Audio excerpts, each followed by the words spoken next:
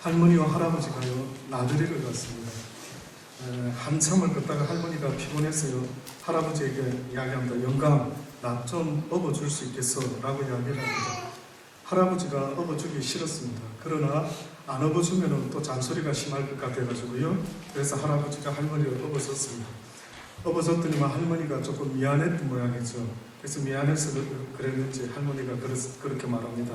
나 무겁지? 라고 이야기를 합니다. 그때 할아버지가요, 그래 무겁지? 하면서 퉁명스럽게 쏘아붙이면서요 이야기를 합니다. 할머니가 왜? 라고 또 물어봅니다. 그때 그 할아버지 하는 말이 머리는 돌덩어리지 얼굴은 철판이지 간은 부었지 라고 이야기를 합니다. 돌아오는 길에 할아버지가 다리를 다치고 말았습니다. 그래서 할머니에게 말합니다. 할멈, 다리가 아파. 나 좀 업어주랴. 할머니가 갈대의 일도 있고 해가지고요 할아버지를 업어줬다고 합니다. 자, 할아버지가 좀 미안한 마음이 들었던 모양이에요. 나 무겁지? 라고 하면 자기가 했던 말을 똑같이 따라할까봐 나 무겁지? 이렇게 말 안 하고 나 가볍지? 이렇게 물어봤거든요. 그랬더니만 할머니가요, 그럼 가볍지? 머리는 비었지? 입은 싸지? 헛바에 바람이 잘 들었지? 라고 이렇게 말을 했거든요. 여러분, 이 이야기가 무슨 말을 하고 있느냐 하면요, 우리나라 속담에 가는 말이 고와야 오는 말도 곱다. 결국 인간의 삶이 뭡니까? 라고 저한테 만약에 물어보시면 저는 분명히 말할 수 있어요. 인간의 삶은 말에 있다. 다시 말하면 말 때문에 모든 인간관계와 릴레이션십이 다 이루어집니다. 그러니 어떤 면에서는 내 삶이라고 말할 때 한마디로 말하면 내 입술의 삶이다라고 말해도 그것은 틀린 말은 아닙니다. 그래서 히브리서 기자가 뭐라고까지 말했는지 아십니까? 네 입술의 찬미로 하나님께 찬미의 제사를 드리라고까지 말했습니다. 그만큼 우리의 입술이요 얼마나 중요한가 하는 것을 성경은 분명히 말을 하고 있습니다. 이렇게 중요한 우리의 입술, 여러분 우시야 왕이 죽던 해라고 하면서 오늘 본문의 성경 말씀이 시작됩니다. 우시야 왕은 그 이름 자체가 여호와는 강하시다라는 그런 뜻을 가진 이름인데, 당시에 우시야 왕은 어떤 왕이었느냐면 하나님을 사랑했고요. 그 다음에 유다를 굉장히 강한 나라로 만들어내기 위해서 그는 열심으로 통치를 했던 왕인데, 농사를 좋아했고 또 중농정책을 쓰고 저수지 만들고 식량 문제를 해결하고 자급자족을 하고요, 성전을 건축하고 방패를 만들고 갑옷과 활, 식무기, 온통 나라가 부강할 수 있는 모든 것들을 힘썼던 왕이 바로 이 우시야 왕이었습니다. 그런데 항상 성경이 우리에게 알려주는 진리가 있어요. 어려울 때는 하나님을 찾고 애쓰고 노력하는데 뭐가 풍성하고 굉장히 이제 뭔가 됐다라고 생각하는 그 순간에요 항상 문제가 일어납니다. 그러니 하나님은 가난한 이스라엘 백성에 대해서는 오히려 걱정을 안 하시는데, 뭔가 부강한 이스라엘이 되었을 때에 문제가 발생했던 것입니다. 우시야 왕이 한마디로 말하면 교만하기 시작했습니다.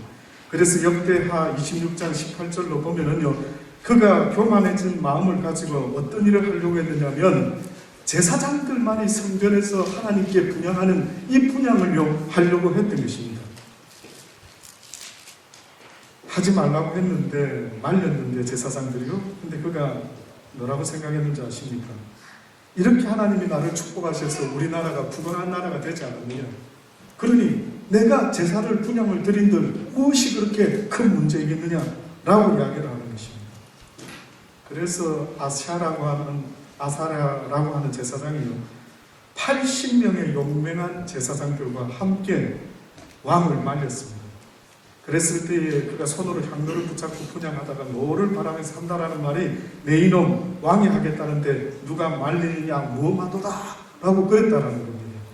그때에 그의 이마에 문둥병이 바라고요 죽는 날 동안 그가 문둥병자가 되었습니다. 지금 이 우시야 왕이 죽던 해라고 말했죠. 다시 말하면 당시의 상황이 어떤 상황이었느냐 하면은 왕이 얼마나 자기 나름대로 교만했으면은 제사장들만이 드려야 되는 직분을 갖다가 가로채서 자기가 하나님께 제사를 드리겠다라고 했던 그 우시야 왕이 죽던 해였다는 겁니다. 이 말은요, 우시야 왕만 문제가 있다라고 말하는 게 아니에요. 우시야 왕이 그 정도니 그의 영성이, 그의 생각이 모든 백성들에게 영향을 미치게 된다는 겁니다. 여러분, 한 가정의 가장이요, 어떤 생각을 갖고 있느냐에 따라서 그 가족 전체에게 영향을 끼치게 되는 것입니다. 남의 이야기가 아니죠. 우리 대한민국에도 어떤 일이 벌어졌습니까? 대통령이 얼마 전에 부정부패로 인해서요, 그렇게 내려오고 말았지 않습니까? 저는 지금 우리 대한민국 사람들의 마음속에 무엇이 이렇게 흐르고 있을까? 무슨 생각이 그들에게 영향을 끼치고 있을까? 심히 안타깝더라고요.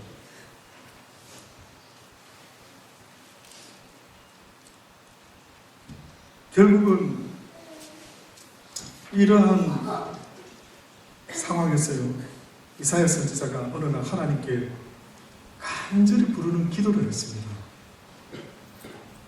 그때에 아마 예상치 못했겠죠. 놀라운 환상을 보게 됩니다.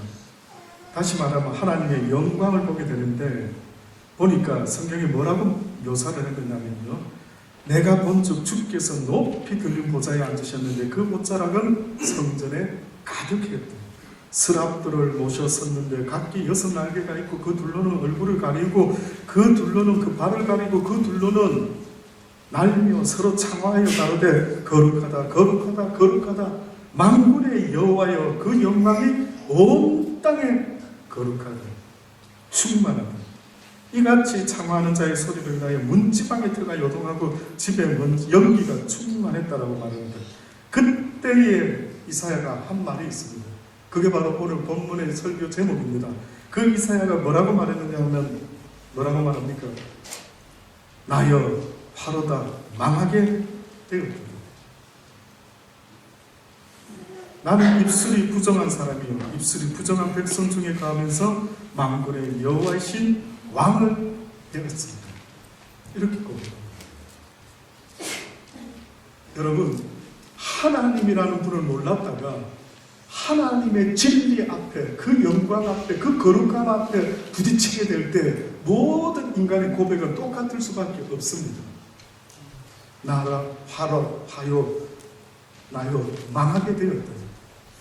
여러분, 이사야는 이렇게 가시적으로 보았는지 모르지만은 베드로라는 하나님의 사도는요, 처음에 어부였을 때에 예수 그리스도의 입에서 나오는 진리의 말씀 앞에 부딪혔을 때 그가 그 진리의 말씀을 들었을 때에 어떤 느낌을 받았는 줄 아십니까? 화로다 나 베드로요 망하게 되었도다. 나는 죄인으로서이다. 나를 떠나십시오라고 그렇게 말한 거예요. 혹시나 여러분 이 세상 살아오면서요, 하나님의 진리의 말씀을 만난 적이 있습니까? 하나님의 진리의 말씀 앞에 서본 적이 있습니까? 그분 앞에 섰을 때는요, 모든 인생이 죽을까 심히 염려스럽다. 여러분, 그래서 예수 믿을 때에 회개가 있었습니까? 라고 물어보는 겁니다. 진짜로 예수를 만난 사람, 진짜로 진리의 말씀을 만난 사람, 진짜로 하나님의 영광을 보게 된 사람, 그 모두가 반응하는 반응이 뭐냐면은 이제 내가 죽게 되었다라고 그렇게 고백했던 것입니다. 그러니 사랑하는 여러분, 진리의 말씀이 여러분을 돌아볼 수 있게 되기를 간절히 바라는 것입니다. 나를 보게 하는 겁니다. 진리의 말씀이 그동안에는 내가 괜찮은 인간인 줄 알고 살아왔는지는 모르지만은요, 하나님의 말씀은 나에게 뭐라고 말씀하냐면은 너는 죽을 죄인이다라는 것을 우리에게 알려주기를 원하는 것입니다.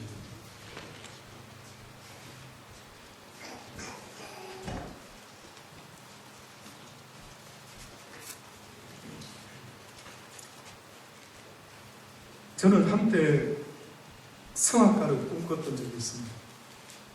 저를 잘 모르시는 분들은 모르시겠지만 제가 그래도 대학 시절에 첫 번째 제가 대학을 가가지고요, 전공했던 게 교회 음악이었습니다.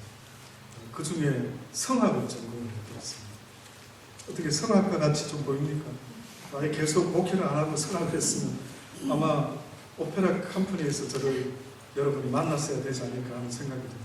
사실 가장 오래된 여자 가수가 오페라에서 근무하는 옛날 팬텀 오브 더 오페라라는 그 공연에서 노 여자 가수 역할을 맡았던 크리스티나라는 분이 있었어요. 그분이 저 호주에서 스승이었습니다. 제가 어느 날 높은 하이시가 한국에서는 포기하고 여기 왔는데 그분이 웨슬리 신학교에서 출강을 하셨는데 성악을 가르치셨는데 저를 제자로 삼아줘가지고 그 소프라노 분한테 제가 한국에서 못다 이룬 하이시라는 것을 다시 도전할 수 있는 그런 기회가 주어져 드렸죠. 그래서 노래 연습을 하는데 높은 하이시가 드디어 터진 겁니다.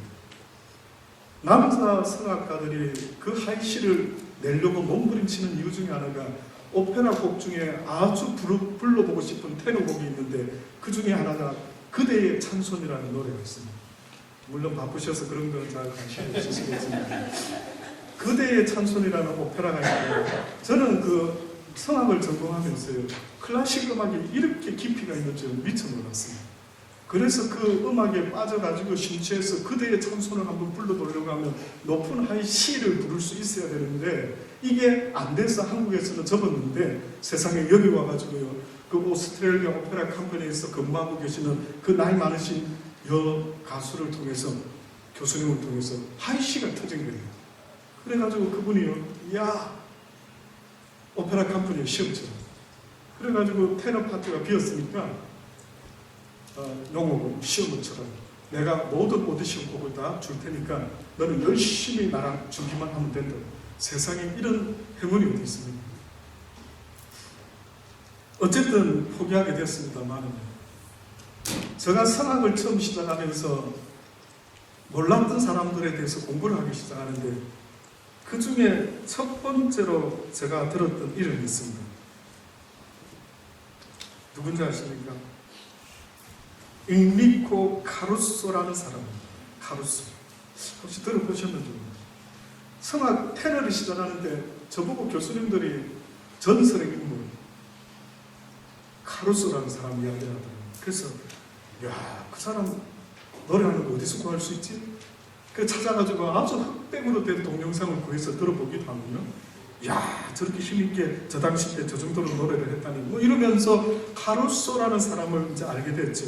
그런데 여러분, 카루소라는 이 사람이요 이탈리아 나폴리의 한 공장에서 위대한 성악가의 꿈을 꿨다는데 이가 어려운 생활 중에서 가장 첫 번째로 겨우 돈을 모아서 레슨을 했는데 그 교사가 그에게 했던 말이 있습니다. 그 교사가 무슨 말을 했느냐면 너는 성악가로서의 자질이 좀 없는 것 같아. 내 목소리는 꼭 덤문에서 나는 바람 소리 같다. 이런 말을 했던 겁니다. 이 말을 듣고 그 소년이 좌절했습니다. 그런데 그 소년의 어머니가요, 이 카루소의 어머니가 실망한 아들을 꼭 껴안으면서 이렇게 말하는 것입니다. 아들아, 너는 할 수 있어. 실망하지 말아라.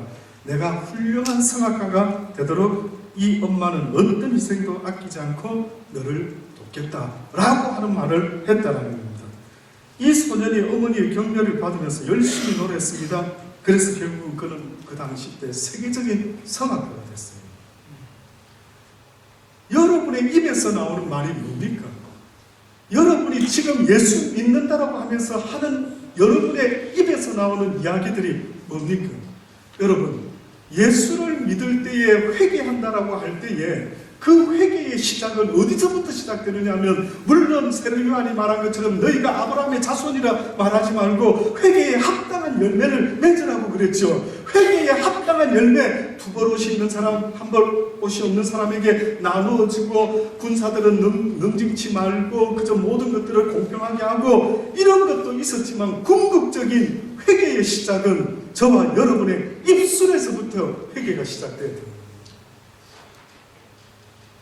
오죽했으면 이사야 선지자가 화로다 입술이 부정한 백성들 가운데 내가 여호와의 영광을 보게 되었으니 망하게 되었다라고 했을 때 뜻밖에도요 스랍의 천사를 통해서 제단의 숯불을 가져다가 핀 숯불을 가지고 이사야에게 날라가서 그의 입술에 대지요. 그랬더니만 성경에 보니까 내 악이 제하여졌고 내 죄가 사여졌느니라. 우리는 예수 그리스도를 믿고 회개하면은 구원받는다라고 했지 않습니까? 근데 뜻밖에도 이사야 선지자의 경우를 보니까 하나님이 스라벨 제단의 숯불을 들고 와가지고 그의 입술을 찢으면서 한다라는 말이 이제는 내 죄가 사하여졌고 내 악이 제하여졌다라고 이렇게 말한 거예요. 결국은 저와 여러분이 이 세상 살아가면서 목사님 죄 짓고 싶지 않습니다. 목사님 죄에 대해서 민감한 사람이 되어야 되겠죠 라고 말한다면 뭐에 민감해야 되느냐 하면 여러분의 입술에 대해서 민감해라고. 여러분이 죄 짓고 싶지 않으면 여러분의 입술에 파수꾼을 세우라는 것입니다. 호주 법을 어기지 않으면 죄 짓는 게 아니겠죠. 그런데 뜻밖에도 여러 가지가 있겠지만 하나님은 지금도 여러분의 입술에 파수꾼을 세우라는 것입니다. 여러분의 입술의 이 말의 권세는 어마어마하기 때문에 하나님이 영적인 비밀을 계속해서 말씀하고 있어요. 하나님은 말씀으로 천지를 창조한 겁니다. 하나님의 능력의 힘은 그의 말씀에 있다라고 성경이 말하지 않습니까? 그래서 여러분의 입에서 나오는 그 말이요 사람을 죽이기도 하고 사람을 살려내기도 한다는 걸 성경이 말하는 거예요. 그러니 여러분이 예수 믿고 회개했습니다라고 한다면 여러분의 입술이 변화돼야 된다. 어떻게 변화되는 줄 아십니까? 이제는 여러분의 입술에 나오는 모든 말들이 여호와 하나님 앞에 연락받으시기에 합당한 말이 되어야 된다는 겁니다. 또다시 말하면 여러분의 입술에서는 부정적인 말은 멈춰야 돼요. 부정적인 말을 멈추라고. 나는 할 수 없어. 어쩔 수 없어. 이딴 소리는 하지 말라고요. 나는 할 수 없지만 하나님은 모든 걸 하실 수가 있다. 그래서 누가 상담을 하고 그러면 제발 여러분, 야, 너는 안 될 것 같아. 야, 너는 싹수가 너 같아야. 그러지 마십시오. 그러지 마십시오. 여러분, 육신의 장애가 아닙니다. 성경 어디에도 이 육신의 삶은 잠깐 지나간다고 이거는 수에 칠 가치도 없다라고 하나님은 그렇게 말해요. 저와 여러분에게 하나님이 원하시는 삶의 모습은 육신의 삶이 아니라 그 심령의 삶을, 영혼의 삶을 말하는 겁니다. 그래서 육은 살아있는 것 같으나 영이 죽은 사람이 있고 육은 날마다 후퇴하지만은 그의 영은 날마다 새롭다라고 말을 하는 것입니다. 영은 죽지 않는 거예요. 그래서 여러분이 자신이 어떤 사람인가를 알고 싶습니까? 그러면 여러분의 입에서 무슨 말을 하고 있는지를 보셔야 됩니다. 어떤 사람은 설마 하나님이 들으실까 싶어가지고요 거짓말을 밥 먹듯 하는 사람도 있죠. 주의하십시오. 언젠가 하나님께서 그 말의 모든 것을 가지고 우리를 심판할 날이 올 것이라고 엄히 말씀하고 있습니다.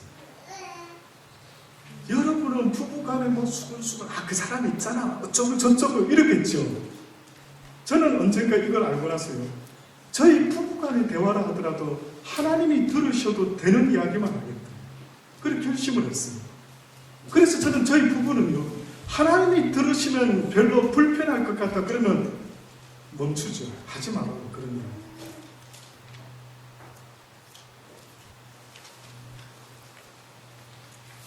이 입술의 말이 얼마나 중요했으면 잠언서에서는 말이 많으면 허물을 겨루니 그 입을 제어하는 자는 지혜가 있다. 미련한 자의 입술은 다툼을 일으키고 그 입은 매를 자청한다. 미련한 자의 입은 그의 멸망이 되고 그 입술은 그의 영혼의 그물이 된다. 남의 말하기를 좋아하는 자의 말은 별식과 같아서 뱃속 깊은 데로 내려간다.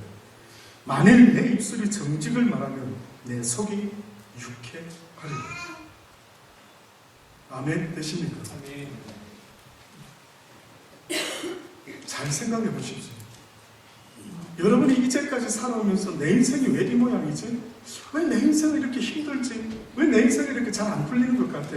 왜 나는 사람과의 관계가 늘 꼬이지? 늘 싸우지, 다투지, 부딪히지, 남편과 아내 사이, 아들과 엄마, 아빠 사이 모든 것이 자꾸만 부딪혀요. 그 근본적인 원인을 돌아보면 그 사람의 입에서 나오는 말이 어떤 말인지를 한번 확인해 볼 필요가 있습니다. 저는 어렸을 때 70년도, 60년대, 70년대, 80년대 그때 드라마나 뭐 영화 같은 거 한번 나오면요, 그때 저는 아직도 잊혀지지 않습니다. 욕들이 많았어요. 욕. 특히 요즘도 뭐 우리나라 뭐 깡패 영화 같은 거 나오면은 욕이 얼마나 많은지, 그 욕 중에 여러분 말이 얼마나 무서운지 한번 느껴보세요. 내 입에서 나오는 말이 욕이 막, 부산에서 저는 자랐습니다. 아버님은 충청도 분이신데, 근데 부산에서 자랐는데 자갈치 아줌마들이 싸우면 어떤 욕을 하는지 아십니까? 어떨 것 같아요? 자갈치 아줌마들. 주로 자갈치에는 생선을 파는 아줌마들이 있습니다. 혹시 자갈치 아줌마들이 싸우면 어떻게 싸우는지 아십니까? 주로 자르는 이야기, 토막 내는 이야기, 햇떡 버릴까 보다 뭐 이런 게 나옵니다, 여러분. 좀 무서워요. 굉장히 좀 욕이요, 거칠고 무섭고 뭐 사람을 갖다가 어떻게 저렇게 표현하지, 이런 게 많이 있습니다. 그래서 옛날에 한때 토막 살인 사건이 났을 때 그 원조가 어딘지 아십니까? 부산입니다. 부산이었습니다. 피하고 싶지만은, 그러니까 자기도 모르고 평상시 때 쓰는 말이요, 결국 화가 욱 치밀었을 때의 행동으로 나타나 버리고 말더라고요. 얼마나 안타까운지 모릅니다. 여러분, 그래서 아이들에게도 그 무슨 표현을 쓰는지, 무슨 말이 입에서 나오게 되는지를 날마다 가르쳐야 되는 이유가 바로 거기에 있는 것입니다.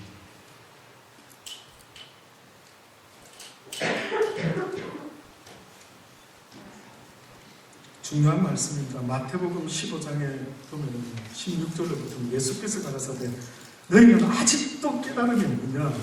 입으로 들어가는 모든 것은 배로 들어가서 뒤로 내어버려지는 줄 알지 못하느냐? 입에서 나오는 것들은 마음에서 나오나니 이것들이야말로 사람을 더럽게 하는 것이라. 마음에서 나오는 것은 악한 생각과 살인과 간음과 음란과 도적질과 거짓 증거와 해방이니 이런 것들이 사람을 더럽게 하는 것이요, 씻지 않은 손으로 무엇을 먹는 것은 사람을 더럽게 하지 못하는 것이다.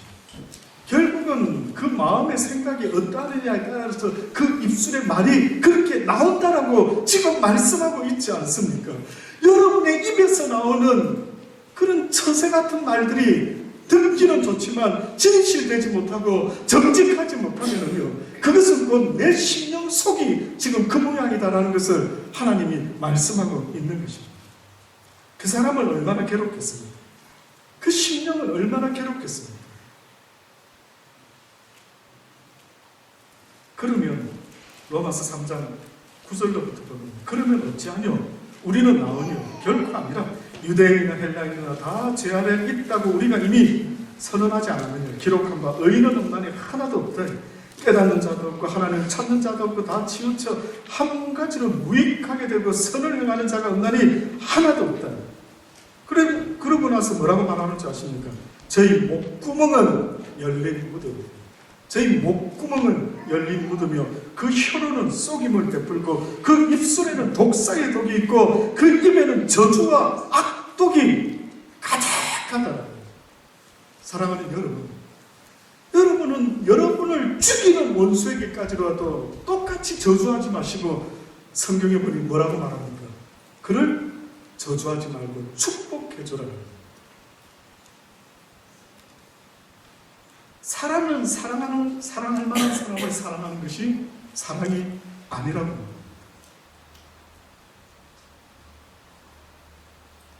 또다시 말하면, 내가 그 하나님의 사랑을 가진 자라고 한다면요, 그 증거가 뭘로 나와야 되냐면 내 입술의 말로 나와져야 돼요. 내 입술의 말로 나와져야 돼요. 저는 여러분이 주일날 올 때마다 만나는 우리 아이들과 어른들 모두 다에게 축복하실 수 있는 여러분이 되시기를 주의 이름으로 축원합니다. 주님은 그게 명령이에요. 누구든지 주의 이름으로 만나는 모든 이에 대해서 뭘 해주라? 축복을 해주라는 거예요. 네가 싫어하는 스타일이든 네가 좋아하는 스타일이든 어떤 사람을 만나더라도 네가 그들에게 축복을 해주라고 그렇게 말하는 거예요. 우리는 하나님의 축복의 통로의 삶을 살면 그뿐인 것입니다. 그 누구도 내 스타일이 아니다 할지라도요, 축복을 해줘야 돼요. 간단한 논리입니다.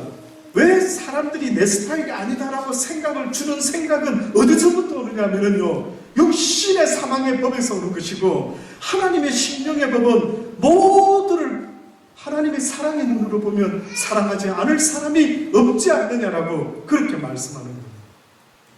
문제는요, 그 사람이 문제가 아니라 네가 변화가 일어나라라고 말하는 거예요. 네가 하나님 앞에서 사랑의 사람으로 변화가 일어나야 된다라고 성경은 나의 변화를 말씀하고 있는 겁니다. 그 사람의 문제가 아니에요. 인생의 주인공이라고 말하는 것은요, 누구 때문에 내 감정이 왔다 갔다 하는 것, 그것은 주인공이 아니라 엑스트라에 불과한 것입니다. 목사님, 나는 내 인생의 주인이 되고 싶어요. 그래요. 내가 주인공 되고 싶다라고 말하는 것은요, 모든 사람이 어떻든 간에 나는 그들을 주의 사랑으로 그저 덮을 뿐인 것입니다.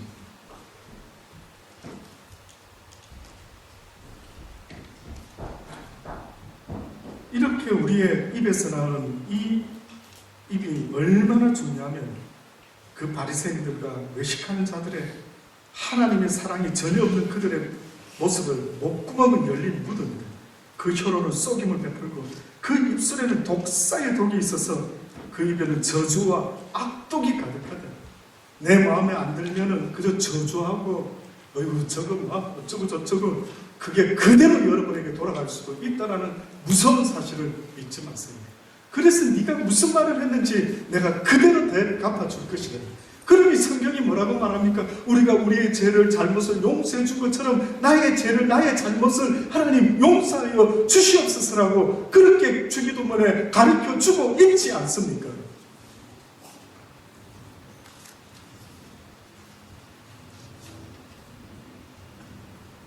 말에 실수가 없는 자라면 온전한 자랍니다. 야고보서 3장 1절의 말씀부터 보면, 내 형제들아 너희는 선생된 우리가 더 큰 심판을 받을 줄을 알고 많이 선생되지를 말아라. 성경에서는 우리에게 선생되지 말라고 해요. 그게 무슨 뜻이냐면요, 너희의 자업은 가르치는 게 너희의 자업이 아니래요. 이용우 목사야, 네 자업은 설교하는 게 네 자업이 아니랍니다. 너의 자업은 스승이 아니라 제자이어야 합니다. 와닿지 않습니까? 그러면 왜 바울이 날마다 복음을 전하면서도 자기를 쳐서 복종시켰다는 것은 무슨 뜻이겠습니까? 그도 하나님의 말씀에 순종함으로 주의 제자의 삶을 살려고 날마다 자기를 쳐서 복종시켰다고 말하지 않습니까? 그래서 여러분, 예수님이 뭐라고 말합니까? 누구든지 나를 따라오려거든 내 제자가 되려고 하거든 너를 부인하고 날마다 네 십자가를 지고 나를 따라와라라고 그렇게 이야기를 하셨던 거예요. 날마다 나를 부인하는 것입니다. 다시 말하면 육신의 법이 날마다 주님 앞에 나가지 못하도록 나를 사로잡아 오는 것을 보는 것, 그래서 나를 쳐서 복종시키는 것, 그것이 바로 크리스찬의 삶이라는 것입니다. 결국은 기독교인이 얻는 기쁨이 뭡니까? 라고 하신다면요, 기독교인이 얻는 기쁨은 그냥 갑자기 저절로 평안한 게 아니라 승리했을 때 얻을 수 있는 기쁨을 말하는 거예요. 성경 전체를 읽어보십시오. 여러분, 출애굽에서 가나안 땅에서 광야에서 만나를 먹고 메추라기를 먹다가 어느 날 요단강 건너가지고 가나안 땅에 들어갔죠. 거기 천국입니까? 그 가나안 땅이 천국이었습니까?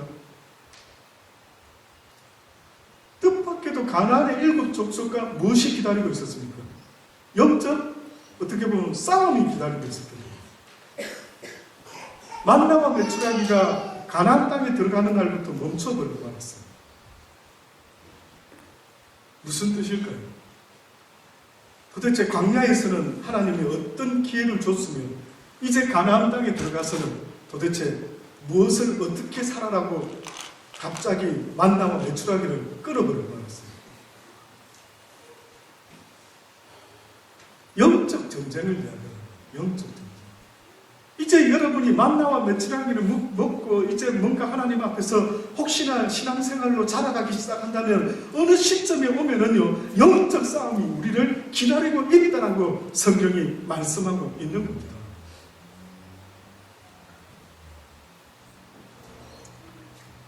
그래서 하나님이 우리에게 말씀하는 것은 너도 내 말을 가지고 영적 싸움의 승리자가 되어라는 거예요. 그런데 자칫 한번 가르치는 자의 자리에 서다 보면은요, 자기는 그렇게 살지 못하고 평생 입만 가지고 살 때가 생깁니다. 어떤 사람이 낚시를 하고 싶거든. 낚시. 그래서 그가 낚시를 시작하기 전에요, 어떻게 하면 내가 고기를 잘 잡을 수 있는 그런 어부가 될 수 있을까 해가지고 이론을 먼저 배우기 시작했습니다. 근데 이론을 하다 보니까요, 막 그게 푹 빠져가지고 낚시를 하는 방법에 대해서는 박박사가 됐답니다. 그래서 많은 사람들에게 낚시는 이렇게 하세요, 저렇게 하세요, 이렇게 가르쳤는데 결국은 그는 평생 낚시 한번 해본 적이 없었던 거예요.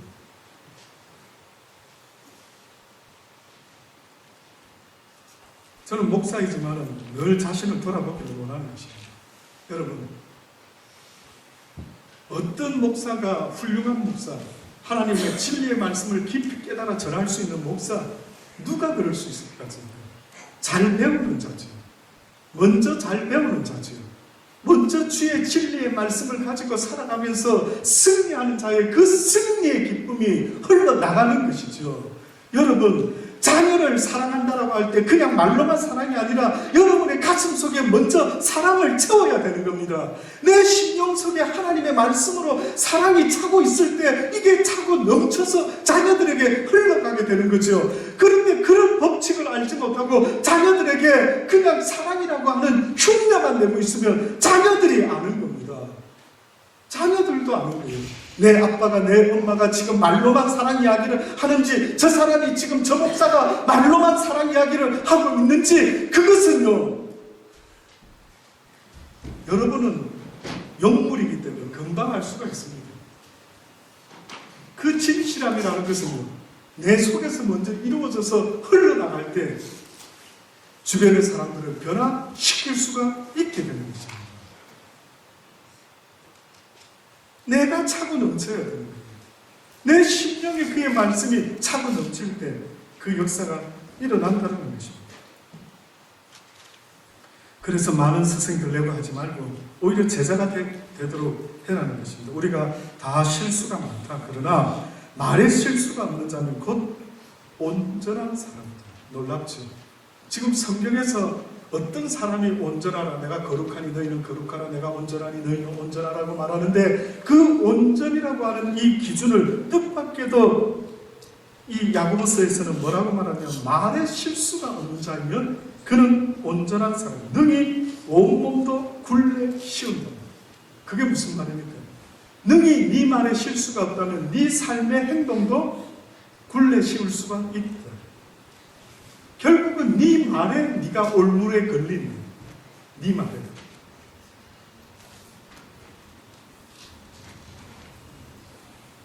보라, 배를 보라. 그렇게 크고 광풍에 밀려가는 것들을 지극히 작은 키로 사공의 뜻대로 운전하지 않으면 이와 같이 혀도 작은 지체로 돼 큰 것을 자랑한다. 보라, 어떻게 작은 불이 어떻게 많은 나무를 태우는가. 혀는 곧 불이요, 불의의 세계라. 혀는 우리 지체 중에서 온몸을 더럽히고 생의 바퀴를 불사를 하니 그 사르는 것이 지옥불에서 나는 것과 같다. 말 한마디가 이렇게 무섭습니다. 말 한마디로 낙심한 사람에게 힘과 용기를 줄 수 있지만 말 한마디로 사람을 갖다가 죽여버릴 수가 있는 거예요. 그래서 우리가 언젠가 최진실이라는 그 유명했던 여배우가 악플 한마디에 죽어버린 겁니다. 악플에. 그놈은 악플이. 아마 그 악플을 누가 달았는지 모르지만 그 사람은 자신의 그 증오와 그 어떤 악플이요, 한 사람을 죽게 할 수도 있는 경우가 생기는 것입니다. 여러 종류의 짐승과 새며 벌레 해물 다 길들이는데 사람이 길들였는데 혈은 능히 길들일 사람이 없나니 희지하나 악이요 죽이는 독이 가득한 것이라. 이것으로 우리가 주 하나님을 찬송하고 이것으로 하나님의 형상으로 지음받은 사람을 저주하고 있다라고 말씀하는 겁니다. 한 입으로 찬송과 저주가 나는도다. 내 사랑하는 자들아, 이것이 마땅치가 않다. 너희가 어찌하여 하나님을 주라고 부르면서 그 입술을 가지고 어떻게 하여 형제에 대하여 그렇게 함부로 말할 수가 있느냐. 너의 입이 회개되기를 바란다. 너의 입술이 변화가 일어나기를 바란다. 내 형제들아, 어찌 무화과 나무가 감람 열매를 포도나무가 무화과를 맺겠느냐. 이와 같이 짠물이 단물을 내지 못하는 것과 같은 이치이다 라고 말씀합니다. 마지막으로 여러분, 마태복음 12장에 우리에게 분명히 말했습니다. 방금 읽어드린 말 뭐라고 말했습니까? 감람나무가 감람 열매, 포도나무가 무화과를 어떻게 맺을 수가 있겠느냐. 말이 되지 않는데 감람나무에서 감람나무 열매를, 무화과나무에서 무화과 열매를 맺을 수밖에 없다라고 하는 말씀을 했는데 마태복음 12장에 보니까 33절로 나무도 좋고 실과도 좋다 하든지 나무도 좋지 않고 실과도 좋지 않다 하든지 하라. 그 실과로 나무를 안다는 독사의 자식들아, 너희가 악하니 어떻게 선한 말을 할 수가 있느냐. 이는 마음에 가득한 것을 입으로 말합니다. 그 사람이 어떤 인간인 줄 알고 싶습니까? 그 사람의 입에서 나오는 말을 들어보세요. 여러분 앞에서는 이 말하지만 뒤돌아서 가지고 어떤 말을 하고 앉아있는지 하나님이 다 듣고 네가 그를 그렇게 말했으니 나도 너를 그렇게 판단해 주죠. 무섭지 않습니까? 이 서치, 이 6cm도 안 되는 이놈의 혀를 가지고요, 사람을 죽이고 살리는 거예요. 사랑하는 여러분, 저는 여러분의 입술이 복음을 전하는 복된 입술이 되기를 주의 이름으로 축원합니다. 이 입술을 어디다 쓸 겁니까? 쓸데없이 수다 떠는데 쓰지 마시고요, 쓸데없이 누가 어떻다 저떻다 아무런 영양가도 없는 하나님이 하신 일들에 이 입술을 사용하지 않게 되기를 바라는 것입니다. 선한 사람은 그 싸움 선에서 선한 것을 내고 악한 사람은 그 싸움 악에서 악을 내는 것이라. 내가 너희에게 이른다. 사람이 무슨 무익한 말을 하든지 심판날에 이에 대하여 신문을 받으리니 내 말로 어렵다함을 받고 내 말로 정죄함을 받게 될 것이다. 무슨 일입니까? 결국은 저와 여러분이 하나님 앞에 섰을 때에 네가 무슨 말 하면서 살아왔는지를 직고해야 될 날이 온다라고 그렇게 말씀했으니, 사랑하는 여러분, 여러분의 입술에 파수꾼을 세울 수 있게 되기를 주의 이름으로 권면합니다. 듣기는 속히 들을지라도 여러분의 입술에 파수꾼을 세우세요.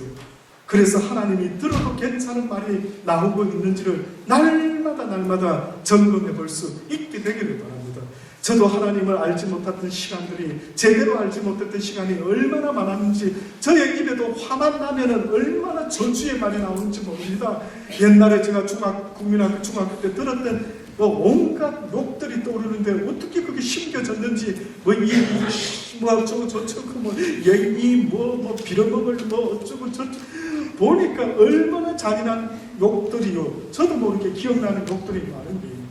여러분, 사랑하는 여러분, 여러분의 입술이 변화될 수 있게 되기를 간절히 주의 이름으로 축원합니다. 여러분의 목적이 뭡니까? 이 땅에서 뭐 되는 겁니까? 결국은 다 나이 먹어 늙어서 죽게 되는데, 여러분의 궁극적인 인생의 목적은 이 땅이 아니라 영원한 하나님의 나라라고 날마다 말하는 거예요. 다시 말하면 그리스도인들이라는 것은 날마다 고개를 들어 하나님의 나라를 바라보며 살아가는 사람들, 이들이 바로 그리스도인들입니다. 그래서 먼저 그 나라와 그 을을 구하라는 것이 바로 그래서 있는 것이죠. 왜 자꾸만 망각합니까? 왜 이 땅에서 이내 막 그렇게 휘두러집니까? 왜 이 땅에서 잘되고 못되고 어쩌고 저쩌고에 목숨을 걸고 앉아 있습니까? 이 땅의 기준을 말한다면 예수 그리스도가 십자가에 달려 죽으셨는데 실패자 아닙니까? 실패자. 그 실패자를 우리는 믿고 있는 거예요. 지금도 여러분과 많은 사람들이 이 땅의 기준을 가지고 성공했다, 실패했다 이러고 말하고 앉아 있습니다. 저거 못생겼다, 잘생겼다, 돈 많다, 어쩌다, 큰 교회 목사다, 적은 교회 목사다, 모든 기준들이 이 세상의 것을 가지고 기준을 삼고 앉아 있는 겁니다. 사랑하는 여러분, 여러분의 믿음의 기준이 하나님의 나라가 되기를 간절히 주의 이름으로 축원합니다. 그래서 그 나라를 바라보고 달려가야죠. 왜 이 땅의 것을 자꾸 바라보고 애를 쓰고 몸부림치고 있는지 이루 말할 수가 없습니다. 오늘 밤에라도 주님이 내가 네 영혼을 거두면은 네가 이 땅에서 행했던 모든 것이 너 것이 될 수 있는지를 물어. 그래서 성경에 그런 이야기가 있는데, 어떤 불의한 종이요, 주인이 가게 일을 맡기고 떠났는데 그가 불의한 일을 하다 보니까 삥땅도 하고 했겠죠. 소문이 주인한테 들립니다. 주인이 어느 날 내가 다시 돌아가면 쟤를 섹시켜야 되겠다, 이 소식을 듣고요, 그 불의한 종이요 어떤 짓을 하기 시작했느냐면 사람들에게 기마이를 쓰기 시작한 겁니다. 너 우리 주인한테 얼마 빚졌어? 자기가 권한이 있는 기간 동안에 어떤 짓을 했느냐면, 내가 사람들에게 좋은 모습을 나타내는 이들이 내가 쌔당해도 언젠가 날 좀 도와줄 수 있겠지, 이런 놀라운 지혜를 가지고 사람들에게 빚진 것을 탕감을 해주기 시작했던 거예요. 그래서 주인이 딱 와서 보니까 이 불의한 놈이 뜻밖에도 잔머리를 쓰긴 썼는데 이 잔머리가 주인 보기에 꽤나 괜찮아 보였던 거예요. 와, 하나님이 뭐라고 말씀하느냐면, 너희에게 기회가 있을 때 선한 일을 행해라. 그래서 하늘나라에 너희의 상을 쌓아두라고.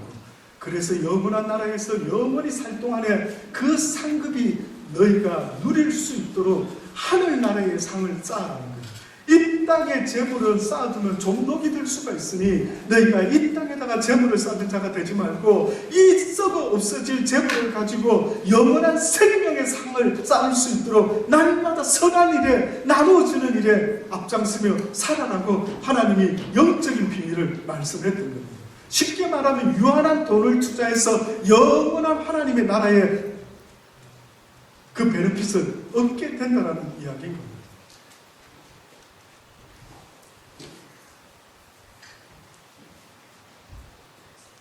그 선한 일과 이 입술의 말이 항상 하나님께 연락될 수 있게 되기를 간절히 주의 이름으로 축원합니다. 기도하십시오.